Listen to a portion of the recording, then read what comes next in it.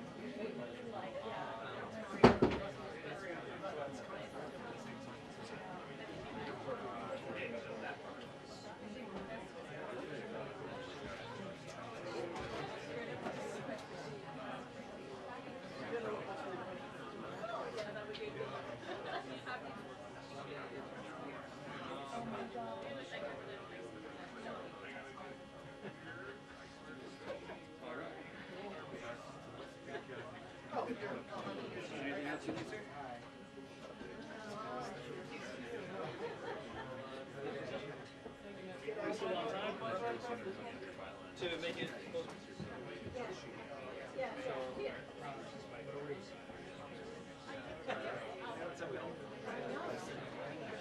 Garrett? Hey man, how you doing?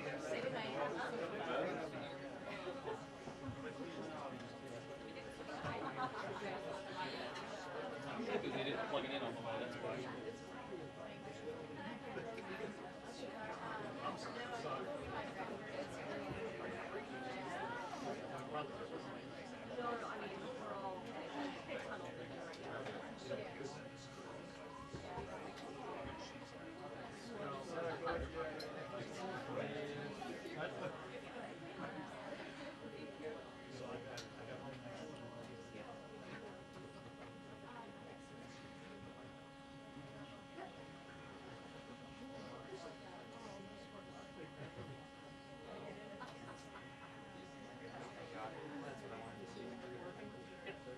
Yep.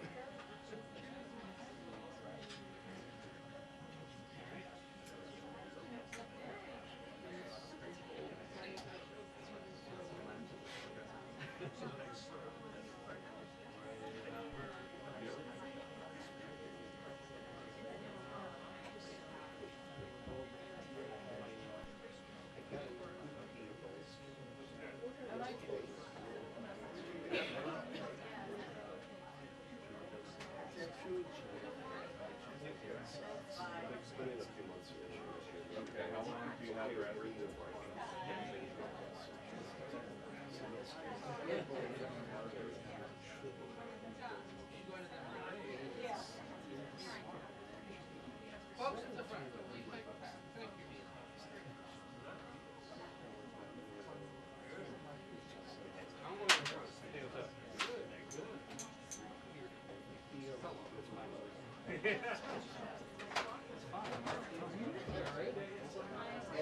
Okay. Okay, I will,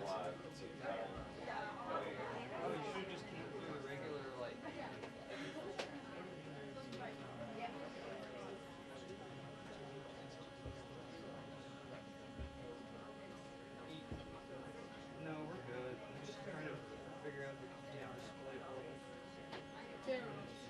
Hello. Come to the front. Hey, man. Hey, how are you?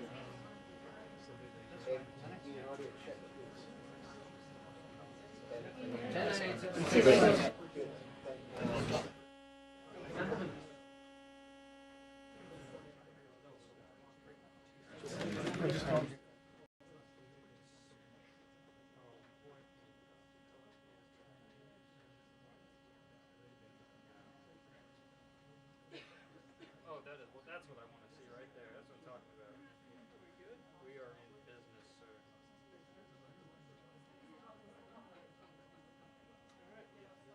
I love What was that computers. slide? Free hot chocolate for press? Just yeah, I just. No? I warned him. Okay, we're good. Just don't touch it. Just whatever we do, just don't touch that. Sorry. Yes, sir. Yep.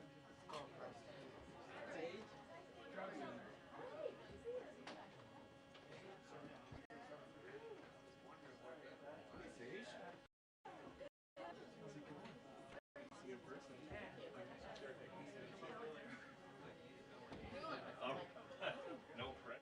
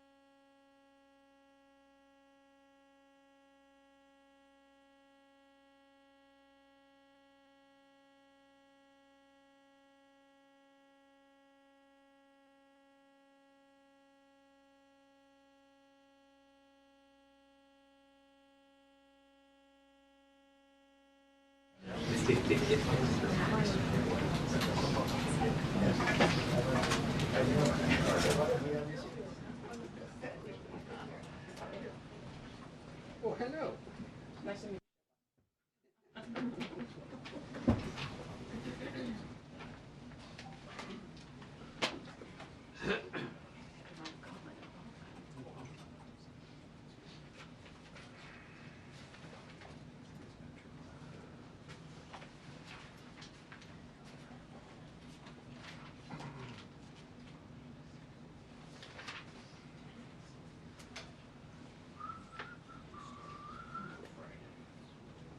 What is this? I think it's your makeup. No, my makeup. Who the hell? It's not my shade. Oh, Ed, sorry, that's smart. I left it.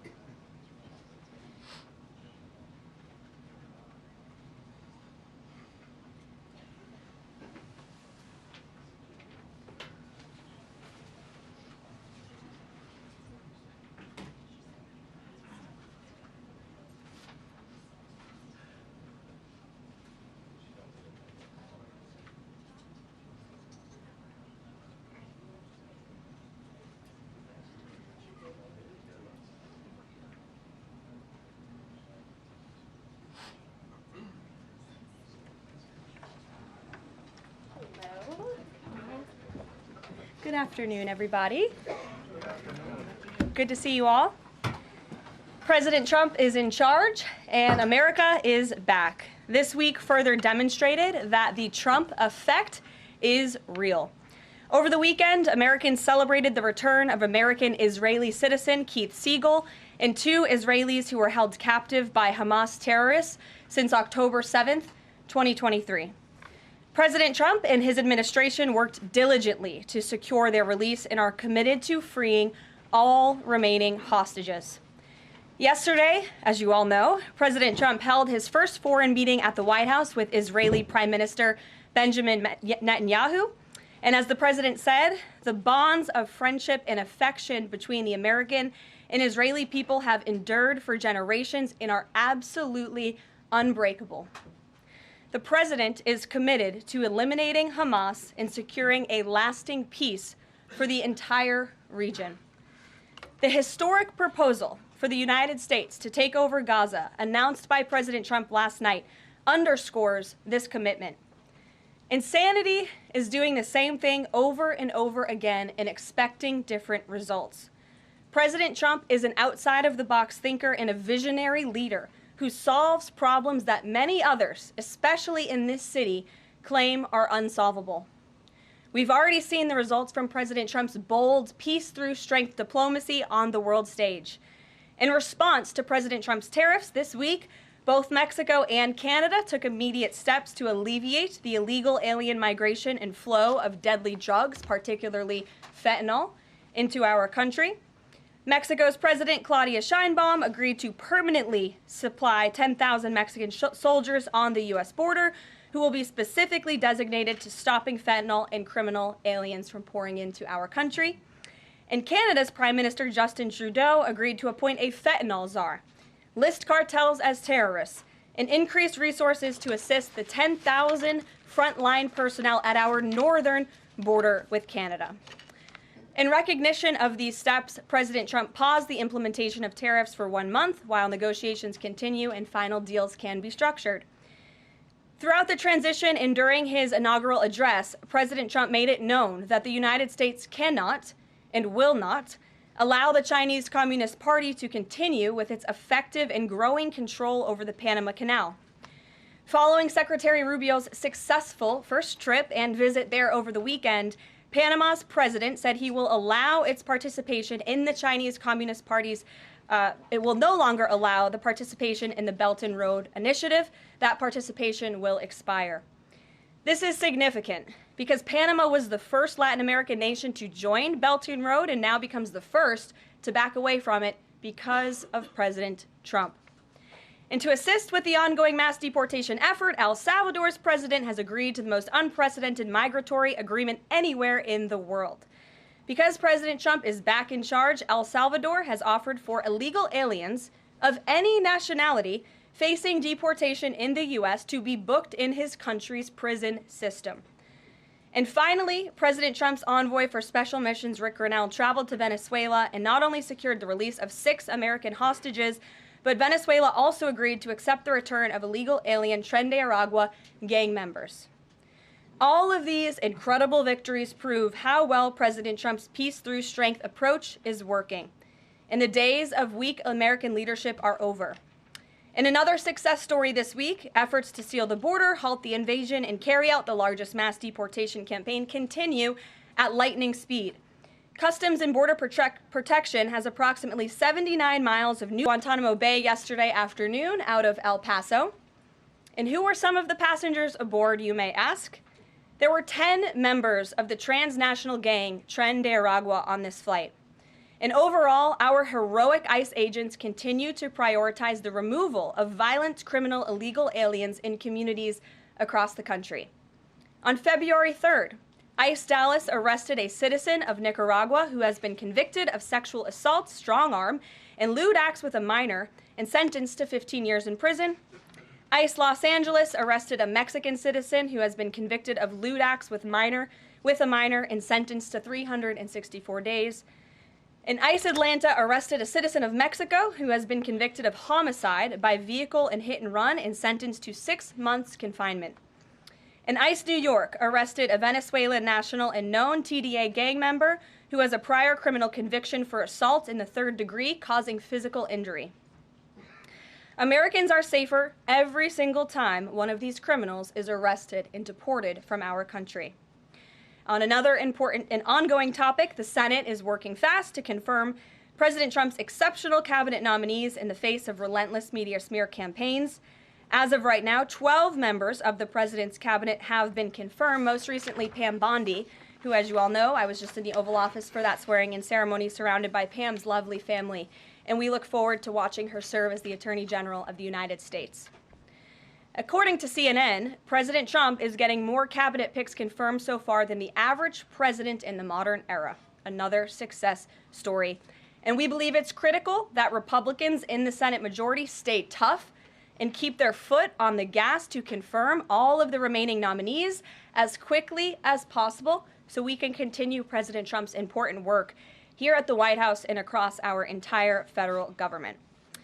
And lastly, throughout his historic campaign, President Trump pledged to restore common sense to our country. And he is continuing to deliver on that with an executive order that he will sign later today. The president will be signing an executive order keeping men out of women's sports to defend the safety of athletes, protect competitive integrity, and uphold the promise of Title IX. This common sense action from President Trump ends the disgusting betrayal of women and girls by the previous administration, who for years catered to radical activists who wanted biological males to be treated as women in workplace showers, competitive sports, prisons, and even rape shelters. Gender ideology insanity is over. Submissions from individuals across the country interested in participating in our new media seat at a future briefing continue to flood in. We are at more than 12,000 and counting. If you're watching right now and are interested, you can continue to apply on our new media website, whitehouse.gov/newmedia. And in the seat today, we have a longtime national television broadcaster. I'm sure many of you recognized her when she came in, Sage Steele, who is now the host of an incredibly successful podcast, The Sage Steele Show, on YouTube and all podcast platforms. And previously, Sage was a fixture at ESPN from 2007 to 2023, primarily hosting SportsCenter, which we all know well, before leaving the company to exercise her First Amendment rights more freely. We are honored to welcome her to the briefing room today. She will be joining the president at the big EO signing later this afternoon. I know many of you will be there as well. So Sage, why don't you kick us off on this very exciting day for women and girls across the country. Thank you for joining us. It is exciting, and Karoline, thank you for welcoming people like me with a little bit of a different perspective, different background in this seat. It really does mean a lot. Thank you. Obviously, the House already passed the Protection of Women and Girls in Sports Act, which was a really big step for women and girls. So far, the Senate, as we know, has not brought it up to vote. We all know executive orders can be overturned, so I'm wondering how important it is to the president to get Congress to bring this, to pass legislation, so there are no instances like the past administration that really tried to destroy Title IX. It's incredibly important that Congress immediately acts on this priority. I think the president is really setting the tone, making this a very immediate priority for this administration, just as he promised to do on the campaign trail. And I'd like to get into the executive order a little bit, because it is the news of the day here at the White House, and talk about what this executive action will actually do. So the executive order that the president will be signing later this afternoon, as I said, upholds the promise of Title IX. It also will require the DOJ to abide by the nationwide previous administration's illegal Title IX rewrite that would have dissolved single-sex spaces and opportunities. It also requires immediate action, including enforcement actions against schools and athletic associations comprised of schools that deny women single-sex sports in single-sex locker rooms. The executive order also calls for the convening of private sporting bodies in the White House. We want them to come to this campus so the president can hear in person the stories of female athletes who have suffered lifelong injuries, who have been silenced and forced to shower with men and compete with men on athletic fields across the country. Many of those women will be at the White House today. I encourage all of you in the media to actually talk to them, to hear their stories. And I would also just add one more thing. This is a wildly popular position with the American people. In fact, there was a new poll recently that showed the overwhelming majority of Democrats also support keeping biological men out of women's sports. And so I know the president is very excited about the bill signing that will take place at 3 o'clock this afternoon. You will hear from him more on that later, and we look forward to seeing you there, Sage. So thank you very, very much. Garrett, great to see you here today. Thank you. On Gaza, the president has spent basically his entire public career criticizing foreign entanglements, nation building, sending American troops to fight abroad, particularly in the Middle East. This plan seems like it could ultimately involve all of those things. Can you explain this reversal and how building and owning Gaza squares with America First foreign policy? I would reject the premise of your question that this forces the United States to be entangled in conflicts abroad. The president has not committed to putting boots on the ground in Gaza. He has also said that the United States is not going to pay for the rebuilding of Gaza.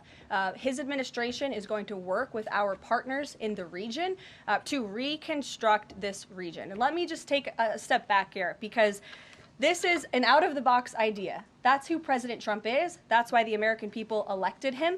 And his goal is lasting peace in the Middle East for all people in the region.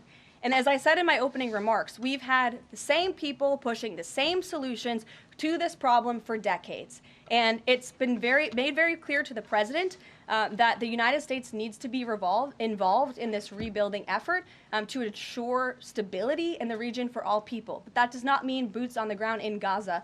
It does not mean American taxpayers will be funding this effort. It means Donald Trump, who is the best deal maker on the planet, is going to strike a deal with our partners in the region. He did not rule out American troops in Gaza last night. Are you doing that now? I am saying that the president has not committed to that just yet. He has not made that commitment, and you know that. And on the foreign partners, the Jordanians, the Egyptians, the Saudis have already panned this plan. What foreign partners, if any, have expressed any interest in being part of it? Well, the president has said he's been socialing this idea for quite some time. He's been thinking about this. He said in his remarks last night, this was not a decision or an announcement that he takes lightly. And the president has already spoken to the President El-Sisi. In fact, that was his first foreign leader call. He's meeting with the King of Jordan, King Abdullah, next week. He spoke with the King of Bahrain. He spoke with the Crown Prince of Saudi Arabia. And he has made it very clear, he's been very vocal, that he expects our partners in the region, particularly Egypt and Jordan, to accept Palestinian refugees temporarily so that we can rebuild their home. I'd like to show you some images of Gaza that were taken. Fox News aired this. I mean, that is, as they put it, in an apocalyptic scene in Gaza. This is an uninhabitable place for human beings. Do you really think that families can live their dream in a region that looks like this, with no running water, no electricity? And the special envoy to the president, Steve Witkoff, recently traveled to Gaza, as you all know. And he came back with images that he showed the president of the dire situation here. And the president made this decision with a humanitarian heart for all people in the region. Peter. Thank you, Caroline. Are any officials here preparing to fight Democratic lawmakers in the streets? Absolutely not. So some And of these, thanks for the question. some elected Democrats are so steamed about Doge. Congresswoman LaMonica McIver says we are at war. Ilhan Omar says we might actually see somebody get killed. And Chris Van Hollen says we have to fight this in the Congress. We have to fight this in the streets. So what now? And may I just point out, if you heard that type of violent, enticing rhetoric from our side of the aisle, from Republican leaders on Capitol Hill, I think there would be a lot more outrage in this room today. It's unacceptable, the comments that have been made by these Democrat leaders, and frankly, they don't even know what they're talking about. Because President Trump was elected with a mandate from the American people to make this government more efficient. He campaigned across this country with Elon Musk, vowing that Elon was going to head up the Department of Government Efficiency, and the two of them, with a great team around them, were going to look at the receipts of this federal government and ensure it's accountable to American taxpayers. That's all that is happening here, and for Democrat officials to incite violence and encourage Americans to take to the streets is incredibly alarming, and they should be held accountable for that rhetoric. It sounds like something that they're most concerned about is Doge engineers with access to Treasury systems. Can you clarify, do the Doge engineers have read-only access Yes. in these systems, so they are not allowed to write new code? They are not, okay. No. And then one more thing. NBC is reporting that some of the illegal immigrants that we've seen rounded up and arrested are not being deported. They're being released with ankle or wrist monitoring devices, or they have to check in on the phone. So is the administration arresting more people than you have room for? I have seen the reports, and I'm glad you brought it up because we want to address it. There have been a total of 461 illegal aliens. This is of this morning when I got this information from DHS that have been released from custody of the more than 8,000 that have been arrested since President Trump was inaugurated. It's less than 6%. And there are reasons for their release. Some of the factors include a lack of significant likelihood of removal in the foreseeable future, lack of detention availability, which is something this president and this administration has been incredibly vocal about. We are doing everything we can to deport and detain illegal immigrants, but we need Congress's help to increase funding for Border Patrol and for ICE to increase detention capability in our facilities. And then other serious medical conditions have also been the reasons for some of the release of these individuals. But none of them have final deportation orders. Many of them are probably contesting their immigration status. I'd refer you to DHS for more details, but I did get that information because I knew it would be a question, so thank you. Sure. Yes. The president and you here again today have made clear, given the devastation, you think Palestinians have no choice but to leave Gaza and go elsewhere. But Palestinians say this is their home. They don't want to go. The president last night said he's willing to use the military if necessary. Is the U.S. prepared to remove Palestinians from Gaza by force? The president is prepared to rebuild Gaza for Palestinians and all people in the region, peace-loving people who want real economic development and opportunity in the region. This is a region that has been controlled by Iranian-backed terrorists, Hamas, who have brutalized not just Israelis but Palestinians too. It is because of Hamas that you see those images on that screen, that Gaza has become a demolition site because Hamas launched that brutal attack on Israel on October the 7th. And so again, I would stress, President Trump wants to ensure that this can be a place where all people can live in peace. He is a peacemaker in chief. He made that very clear in his first term. And as for how that will be accomplished, the president and his team are talking with our allies in the region to consider next steps. But should the American people be prepared to see U.S. military on the ground fighting a ground war against Hamas? Again, the president has not committed to U.S. troops in the region. But it is an option. I have said that the president has not committed to that yet. Sure. If I could just follow up on that, though, why not rule out the idea of committing U.S. troops? This has been a long-standing argument that the president has made really over the last decade or so, talking about endless wars and not something the U.S. wants. Why not rule out troops? Because I think the president is very good when he's making deals and negotiating not to rule out anything because he wants to preserve that leverage in negotiations. And so I think that's what he's doing here. Mary. Follow up on that, though. He also said that everyone loves this plan. He said that in the Oval Office this morning. Sure. In fact, the Deputy Prime Minister of Jordan called it a declaration of war on the Arab people. So how does he square the fact that even some Republicans on the Hill are objecting to this or questioning this? How does he square the fact saying everyone loves this plan? Well, King Abdullah of Jordan will be here next week, so I can provide you more context on the conversations he will have directly with the President of the United States after that meeting. And I would just point out that there's been a lot of leaders and officials all around the world who have doubted, I suppose, the deal-making ability of President Trump. You heard the Panama leader saying that he would not agree to some of the concessions that he has now made because of Secretary Rubio's visit. You had the Colombian president saying he wouldn't accept flights of Colombian illegal nationals who have entered into our country illegally, and those flights are underway. So actions speak louder than words. Dasha. Karoline, you said the president has been working on this idea for a while behind the scenes now. Is there a written plan based on the president's proposal for Gaza? And if so, when was it drafted and who had a hand in that? The plan was written in the president's remarks last night as he revealed it to the world and to the American people, and his team are continuing to be engaged on this effort. I saw the National Security Advisor this morning. He has a very busy day of calls, and they will, again, continue to engage with our partners. That includes Steve Witkoff as well. Mary. Two questions for you on the news of the day. So how is today's executive order going to impact the 2028 Summer Olympics in Los Angeles? For example, would a man who thinks that he's a transgender woman be allowed to compete as a female on U.S. soil?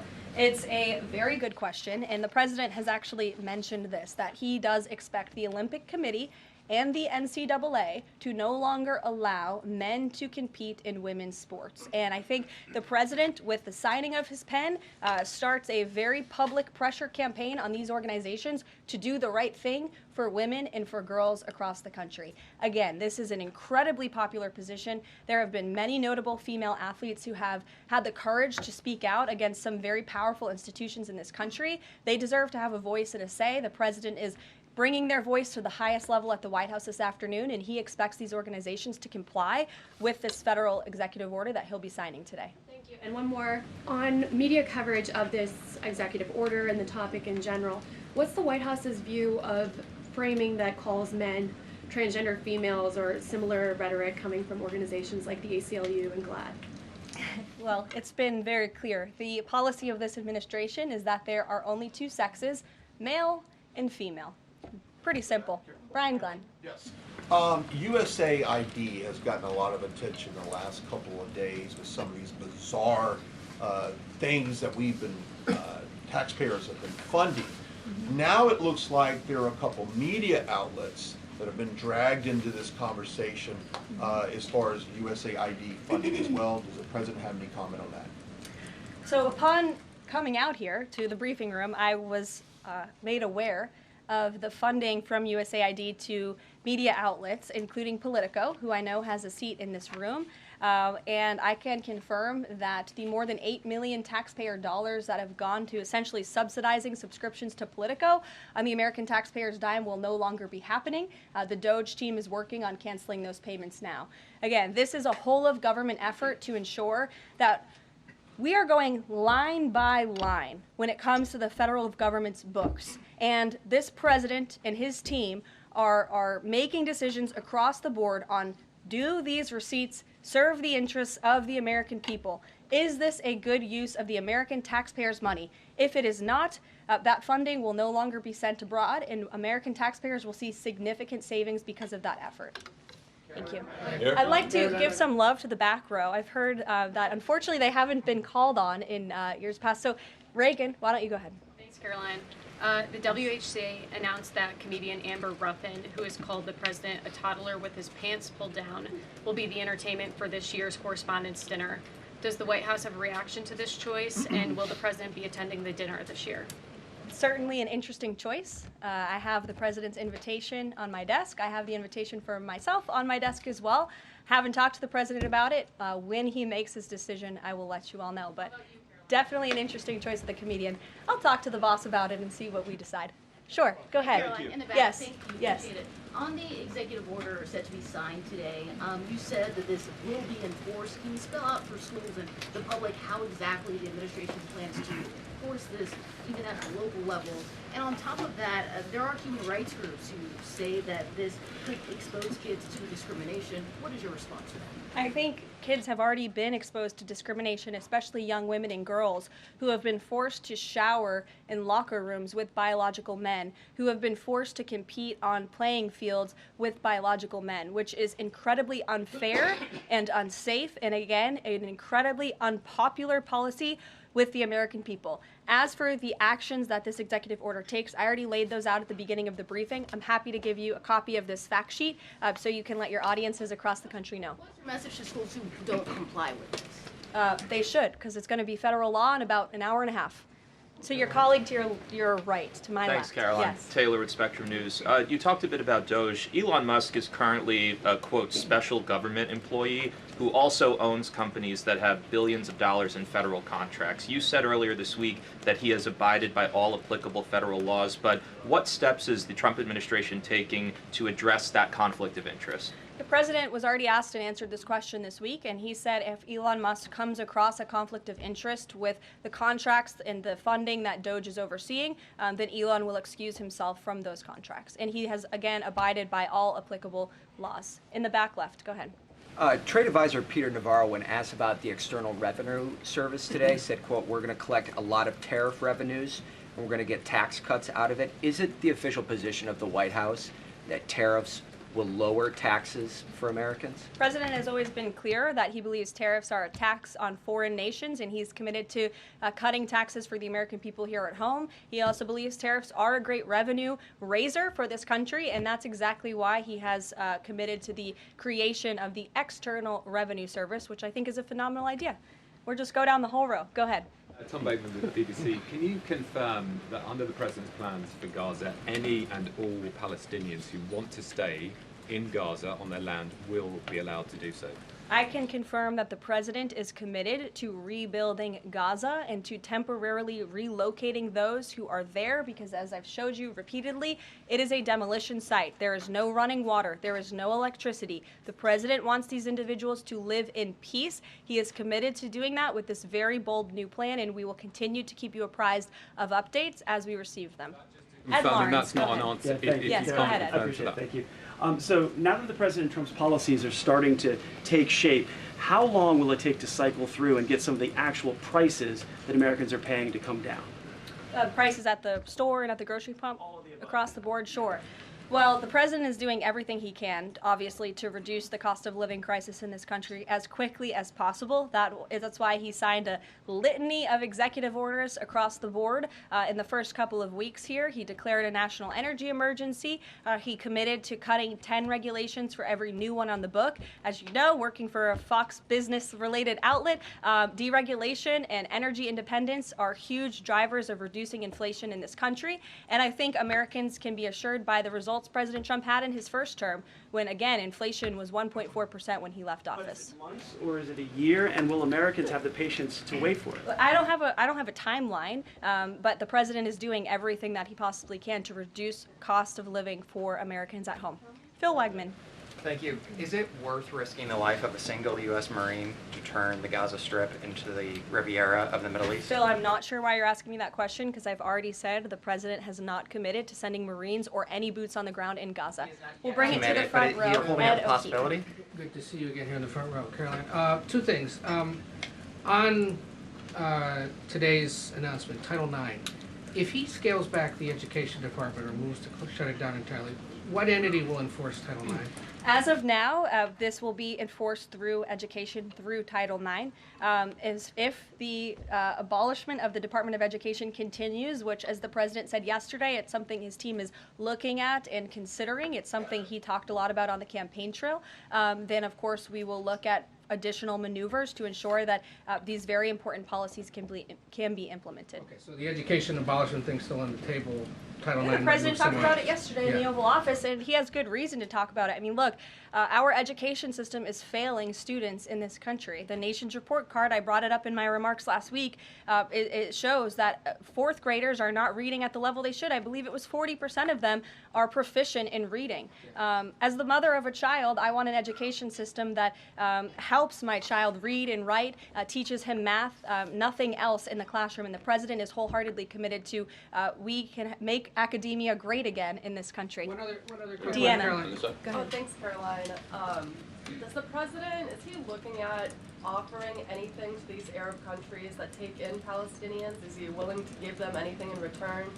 And secondly, when the President announced his taking over Gaza policy yesterday, was Netanyahu aware of this, and what was his reaction when Trump presented that idea to him? I won't get ahead of the President's discussions or negotiations on your first question about what would be offered. I think the President's made it clear that he expects these nations in the region to step up and to accept Palestinian refugees who will be temporarily relocated for the rebuilding of Gaza. As for whether Prime Minister Netanyahu was aware before the President's remarks, he was indeed. I wasn't present for that reaction. But again, this is something the President has been socializing and thinking about for quite some time. Nick, good to see you. Oh, Jordan. Jordan, sorry. Thank you, Caroline. So Secretary Hegseth announced yesterday that Army recruiting levels have reached 12-year highs in December, 15-year highs in January. What is making young people want to serve the military under the Trump administration, and how does that contrast to Biden's failure consistently to meet recruiting average? Yeah. Does DEI President Trump's anti-DEI agenda play a role in this? Well, first of all, the recruitment level for all branches of our military are at crisis levels, and it serves as a national security risk that our military branches are not fully staffed to where they need to be. And I do believe it's a culture problem within these institutions that the president is very much committed to fixing, as emphasized by the executive orders he has signed to root DEI out of the military. And I think when young men and women who are honorably signing up to serve in our nation's military see somebody like Pete Hegseth, the new Secretary of Defense, who is a proven warfighter, who risked his life in battle for this country, who understands what it means to deploy and to defend the Constitution and your nation abroad and to put your life on the line. When they see a leader like that, and a leader like President Trump, who is committed to peace through strength, that's very inspiring. And we look forward to seeing those recruitment numbers and retention numbers skyrocketing over the next 4 years. And I know Pete Hegseth is committed to increasing recruitment at all branches of the military. I would defer you to the Department of Defense on exactly what he plans to implement. Jeff. Thanks very much. Two questions. One, the president yesterday used the word permanent for permanently resettle Palestinians. I hear you saying temporarily today. Is that a shift or a specific change that you want to highlight? And my second question is, yesterday he spoke about the U.S. owning Gaza. Who owns Gaza now, and how would the U.S. acquire ownership? Well, Gaza is currently run by Iranian-backed terrorists in the Middle East, Hamas, who we all agree, I think everybody in the region agrees, that can no longer stand. Just look at the events of October 7th and the events since. And the president, again, is committed to rebuilding the region for all people who want to return to it once it is no longer a demolition site, and it's a place where people can actually live and thrive in harmony, as he said last night, his words, not mine. Daniel. Permanent versus temporarily resettle? Can you just The clarify president that? has made it clear that they need to be temporarily relocated out of Gaza for the rebuilding of this effort. Again, it's a demolition site right now. It's not a livable place for any human being. And I think it's actually quite evil to suggest that people should live in such dire conditions. Daniel. Karoline, thank you so much. The daily guidance says that the president will be meeting with a pair of governors today, Governor Abbott of Texas and Governor Newsom of California. It comes after the president took executive action to turn the water back on in California. Billions of gallons are flowing now. What can you tell us about the two meetings and the importance of President Trump's actions to help people in California? Sure. Those meetings will be taking place shortly, so I will get out of here to get to those meetings. We can always provide you a readout, as we always do. We try to be very transparent about what the president is doing in the Oval Office. Perhaps he'll even call you in to join him. We never know around here, as you all know. But Governor Abbott is obviously a great friend and an ally to the president. He has been on the front lines of the border crisis in this country. And as for Governor Gavin Newsom, well, the president is willing to work with anybody from blue states or red states to do what's best for the American people. And he really enjoyed, the president really enjoyed his trip to Pacific Palisades last week. He felt very inspired by the frustration of the residents there, and he has been wholeheartedly committed to ensuring that the water is flowing in California to prevent these wildfires, and also that people have access to their properties. And he has continued to apply tremendous pressure to Gavin Newsom and also the Los Angeles mayor to allow private residents and property owners to access their property. He believes that's their right to do so, and they should be able to do it. And one more thing before I wrap up, because I do want to get to these meetings, and I will see you all at the EO signing later this afternoon. I would just say that you brought to mind California and North Carolina, who continue to be on our hearts, and the president and this administration are committed to ensuring that these individuals get the funding that they need. And I would just say a strong message to Democrats who are out there pretending to be outraged about the long list of crap that this administration is cutting, federal waste and funding, like $2 million for sex changes in Guatemala, $6 million to fund tourism in Egypt, $20 million on a new Sesame Street show in Iraq, $4.5 million to combat disinformation in Kazakhstan. I could go on, and I'm happy to provide this list to every single one of you. Democrats are outraged that the American people want to be, they want their taxpayers going to good uses, not stuff like this. But then they're very quiet about the fact that there are still North Carolinians and people in California who have lost everything, and in the last 4 years, this federal government did nothing to help them. This president will continue to put Americans first, and I think the successes of this week so far speak to that, and it's only Wednesday. So I'll see you guys later this week, and we'll see you this afternoon. Thank you very much.